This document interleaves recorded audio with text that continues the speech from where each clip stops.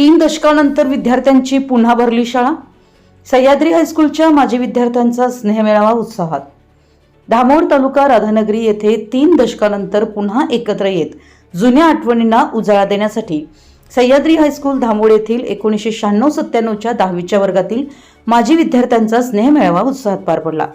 चांदे येथील संकल्प हॉटेलमध्ये आयोजित या मेळाव्यास 50हून अधिक माजी विद्यार्थ्यांनी उपस्थिती लावली। यामध्ये अनेक माजी विद्यार्थिनींचाही सहभाग होता। स्नेहमेळाव्यात माजी विद्यार्थ्यांनी वर्गातील गमतीदार किस्से, शिक्षकांच्या आठवणी, मित्रमैत्रिणींसोबतचे प्रसंग, गृहपाठ आणि परीक्षांचे अनुभव तसेच शालेय जीवनातील अनेक आठवणी सांगत जुन्या दिवसात रम्मान झाले।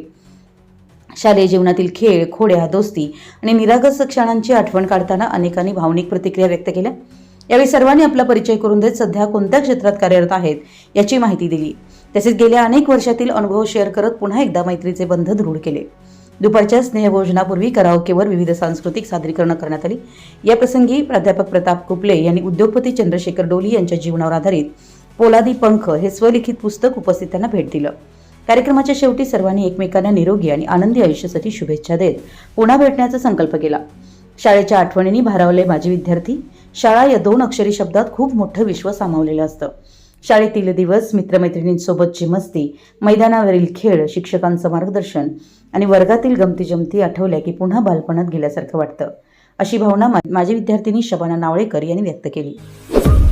आपल्या परिसरातील महत्त्वाच्या बातम्या पाहण्यासाठी आमच्या नवसंकेत न्यूज चॅनलला यूट्यूबवर सबस्क्राईब करा आणि बेल आयकॉन प्रेस करा।